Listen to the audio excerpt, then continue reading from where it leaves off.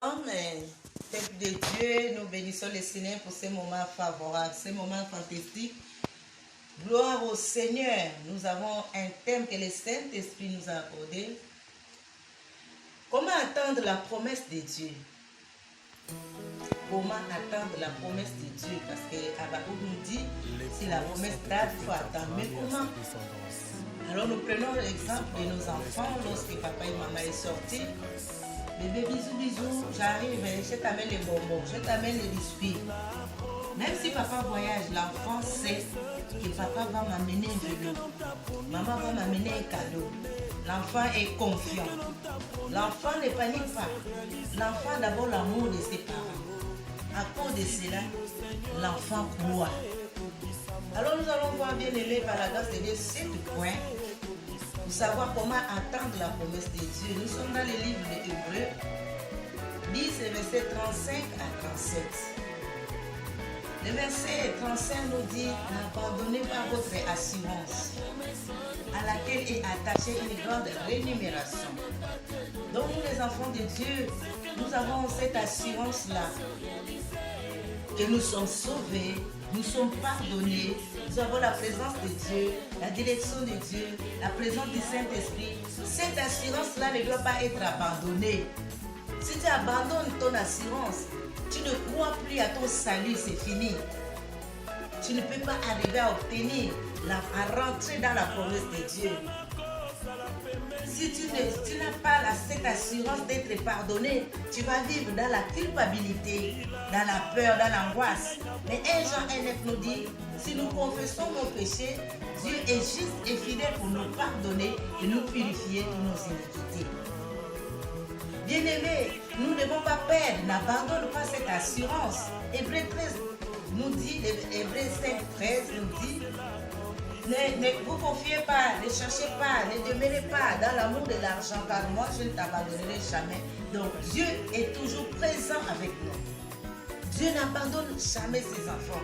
Hébreux 13,5. Dieu n'abandonne que tu sois fauché, que tu sois accablé, que tu aies des dettes. Il faut avoir cette assurance que Dieu est capable de payer, de plonger tes dettes. Dieu est capable d'appeler les choses toujours à l'existence là où il n'y a pas, là où il n'y a rien, là où il y a... Dieu est toujours celui qui comble les vides. N'abandonnez pas, première fois, votre assurance à laquelle est attachée une grande récompense. La récompense arrive lorsqu'on est dans l'assurance, lorsqu'on demeure, quelles que soient les années, quels que soient les temps, la promesse que Dieu t'a faite dans des rêves, dans des visions, tu as un rêve, tu as une parole spécifique que le Seigneur t'a accordée, n'abandonne pas, approche parce qu'il y a une grande récompense. Alléluia. Alors le verset 36 dit, vous avez besoin de la persévérance. L'autre version dit, vous avez besoin de la patience. Jusqu'à ce que vous allez accomplir la volonté de Dieu, c'est alors que Dieu va accomplir sa promesse. Alléluia. Dieu accomplit devant sa promesse. En attendant, nous devons accomplir sa volonté. Faire sa volonté. Le servir. Comment attendre sa promesse? C'est en accomplissant la volonté de Dieu. La volonté de Dieu, peut-être que tu pries pour les nations, que tu pries pour le corps de Christ, que tu pries pour les malades. C'est ça la volonté de Dieu. Il faut découvrir quelle est la volonté de Dieu pour ta vie. Ce message m'est arrivé lorsque j'étais encore dans mes premiers pas avec le Seigneur. Et j'avais un souci. J'avais un problème. Mais lorsque j'ai demandé à Dieu la solution à mon problème, Dieu m'a donné Hébreux 10, 35. Mais je disais, Seigneur, c'est quoi ta volonté? Il faut chercher la volonté de Dieu. Parce que des fois, quand tu es hors la volonté de Dieu, tu vas comprendre que Dieu, peut-être tu vas accuser Dieu, Dieu ne me voit pas, Dieu, tu vas te décourager, tu vas baisser les bras. Mais des fois, il faut chercher la volonté de Dieu. Parce que Dieu dit, si tu accomplis ma volonté, c'est alors que je vais accomplir mes promesses. Il y a des promesses que Dieu t'a fait, mais il faut rentrer dans sa volonté. Pour moi, sa volonté était aller à l'école biblique. Et lorsque je suis sortie là-bas, Dieu m'avait confirmé que je devais gagner, former et envoyer. C'était ça mon ministère. Gagner à cette époque. Gagner les encadrer et les envoyer. Et quand j'ai accompli la volonté de Dieu, quand je suis arrivé à cette étape, c'est alors que le Seigneur a ouvert la porte, c'est alors que le Seigneur m'avait exaucé. Bien aimé, Dieu est fidèle à ses promesses, mais il faut des fois accomplir sa volonté. Accomplir sa volonté.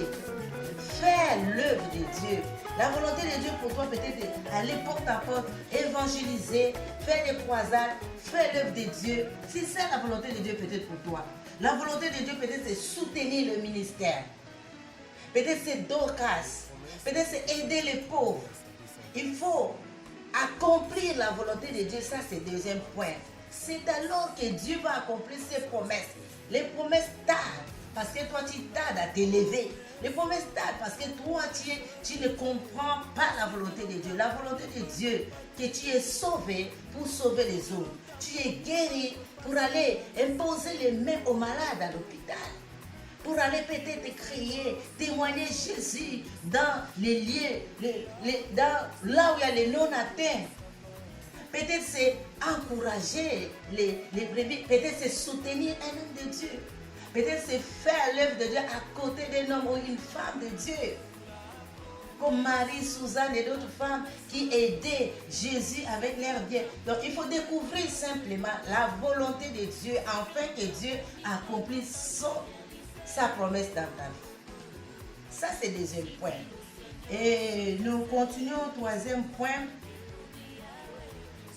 Le verset 38 dit, mon juste 38, et mon juste vivra par la foi.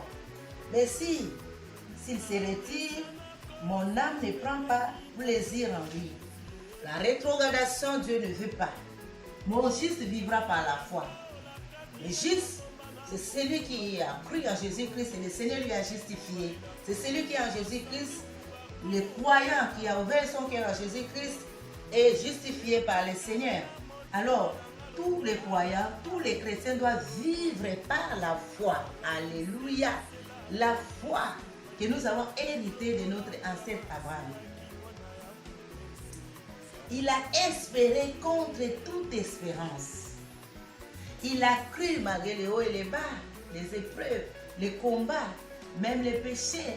Il est même tombé, mais il s'est relevé parce que Dieu l'a appelé. Marche devant moi, sois intègre. Il avait une promesse de devenir une source de bénédiction.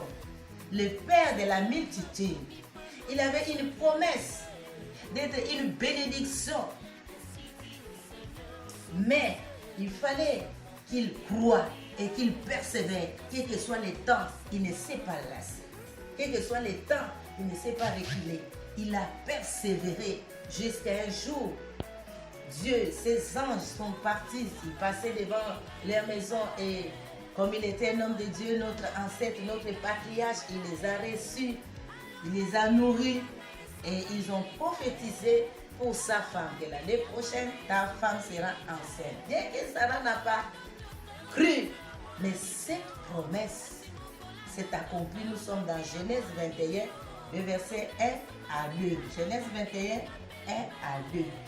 Il est écrit dans Genèse 21, 1 à 2, l'Éternel s'est souvenu de ce qu'il avait dit à Sarah et l'Éternel accomplit pour Sarah ce qu'il avait promis. Troisième point, c'est la foi. Mon juste vivra par la foi. S'il se retire, mon âme ne prend pas plaisir. Dieu n'aimerait pas que tu te lasses, que tu baisses les bras, que tu te décourages, mais crois encore comme un bébé qui croit quand son papa lui promet un bonbon, un biscuit. Crois encore et persévère parce qu'il y a une grande récompense. Alléluia. Comment attendre la promesse? C'est par la foi, c'est par la persévérance, c'est dans l'assurance. Amen. Donc ici, vous voyez que l'Éternel se souvient de la prophétie qu'ils ont donnée à Sarah. Le verset 2 dit, Sarah devait enceinte et elle enfanta un fils à Abraham, à sa vieillesse, au temps fixé dont Dieu lui avait parlé. Au temps fixé. Les timings de Dieu aussi comptent. Comment attendre la promesse? C'est au temps de Dieu, au temps fixé de Dieu. Ça ne dépend pas de nous.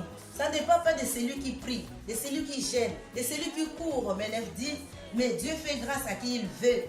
On ne regarde pas aux voisins, on ne regarde pas aux amis, aux collègues. Parce que celui-là a déjà obtenu, mais moi, vraiment depuis là, attends avec persévérance.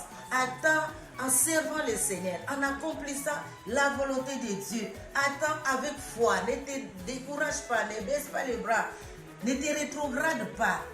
Au temps fixé, Dieu se souvient de Sarah, Dieu va se souvenir de toi. Alléluia. Peut-être c'est après cette émission, Dieu va se souvenir de quelqu'un. Peut-être c'est mois d'avril, Dieu va se souvenir de toi. Je prie que Dieu se souvienne de toi. Son temps peut être peut-être cette nuit, avant le matin, son temps, alléluia, le temps fixé de Dieu, le timing de Dieu, ça dépend de lui.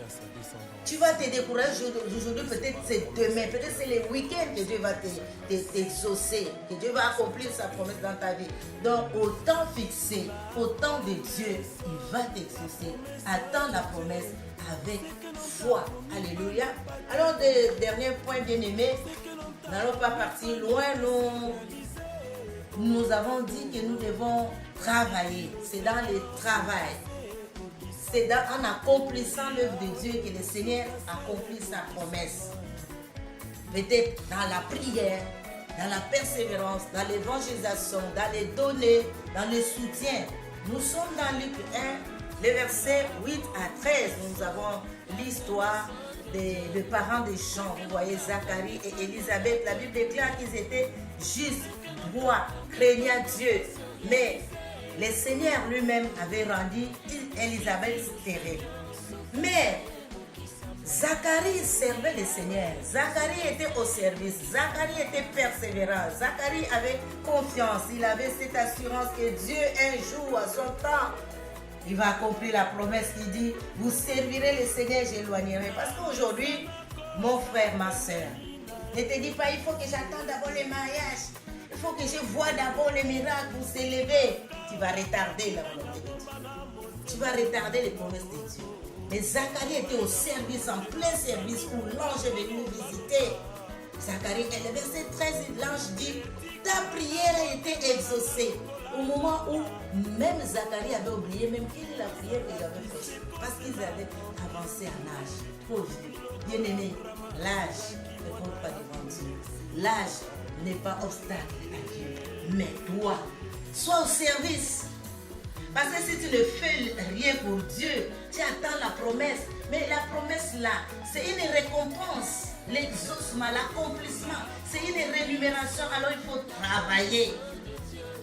Il était en plein service où l'ange est venu. Dieu a vu le travail. Ta prière a été exaucée. Et Élisabeth est tombée enceinte malgré vraiment sans vieillesse et Jean est né. Alléluia.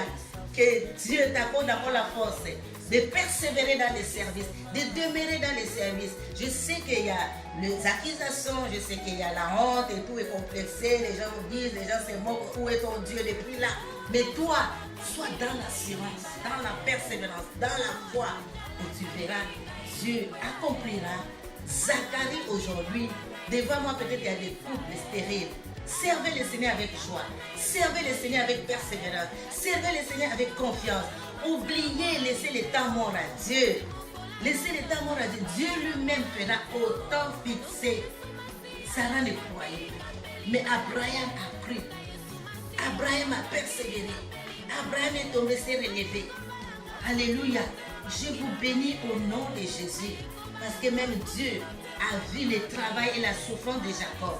Bien que son oncle là-bas a changé 10 fois son salaire, mais Dieu avait la souffrance. Que Dieu voit ta souffrance.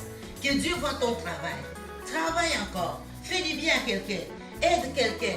Encourage quelqu'un. Affermis quelqu'un. Prie pour quelqu'un. Et Dieu va accomplir au temps fixé sa promesse dans ta vie. Soyez bénis au nom de Jésus. Amen.